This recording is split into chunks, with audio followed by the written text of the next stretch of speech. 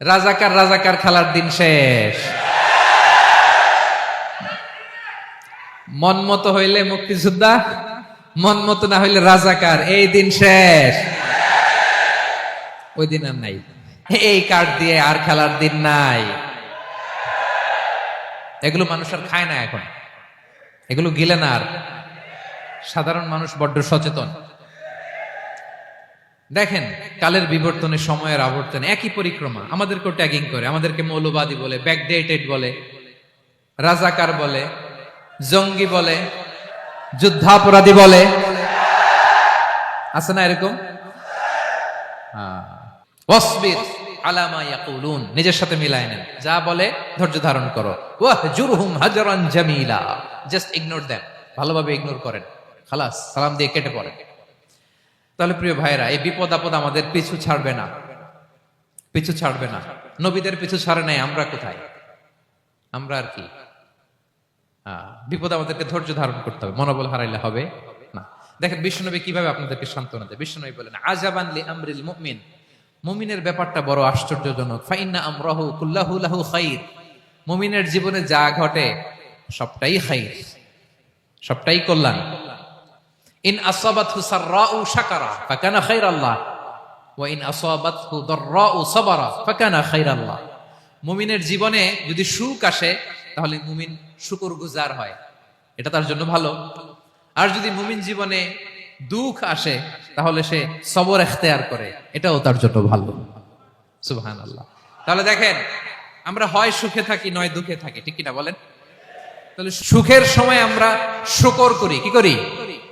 শুকরগুজার হই। শুকরিয়া করাও একটা ইবাদত, শুকরিয়া করাও কি? আর দুঃখের সময় আমরা সবর করি, সবর করাটাও একটা। তাহলে আমাদের পুরো জীবনটাই ইবাদত, পুরো জীবনটাই সুখের সময় শুকর আর দুঃখের সময় সবর। আওয়াজ করে বলেন, সুখের সময় শুকর আর দুঃখের সময়। এই দুই ইবাদত মুমিন জীবনে চলমান, কন্টিনিউয়াস, একটা উইন উইন সিচুয়েশন। কি বলেন? উইন উইন হয়ে গেল না? যেই পরিস্থিতিতেই থাকে আমাদের জন্য লাভ। আল্লাহু আকবার। তাহলে প্রিয় ভাইরা, এটাই জীবনের বাস্তবতা। সবর আমাদেরকে ইখতিয়ার করতে হবে, হতাশ হওয়া যাবে না। অনেকে আমরা অল্পতে হতাশ হই। এই যে আমরা ধৈর্য ধারণ করছি, এর ফল পাচ্ছি না? দীর্ঘ দেড় দশক ধরে ধৈর্য ধারণ করছেন না আপনারা? এখন মুক্তি, স্বাধীনতা, বিজয় এনে দিয়েছে কে? ধৈর্য ধারণ করুন। ধৈর্যের যে ফলাফল, এটা বড় মিষ্টি। ধৈর্য এমন একটা গাছ, এই গাছের সারা গায়ে কাটা, কিন্তু এর ফলটা বড় সুস্বাদু, এর ফলটা বড় মিষ্টি। ধৈর্য ধারণ করার অভ্যাস করতে হবে প্রিয় ভাইরা। মুমিন হতাশ হয় না, হাল ছেড়ে দেয় না। মুমিন ভরসা রাখে একজনের উপর, তিনি কে? লা তাইয়াসু মির রাউহিল্লাহ ইন্নাহু লা ইয়াইয়াসু মির রাউহিল্লাহি ইল্লাল কওমুল কাফিরুন। আল্লাহর রহ থেকে, রহম থেকে নিরাশ হয়ে যাও না। কাফির ছাড়া, অকৃতজ্ঞ ছাড়া কেউ আল্লাহর রহ থেকে, আশা থেকে নিরাশ হয় না। শয়তানের সবচেয়ে বড় মিশন হলো আমাদেরকে হতাশ বানানো, এটা খেয়াল রাখবেন।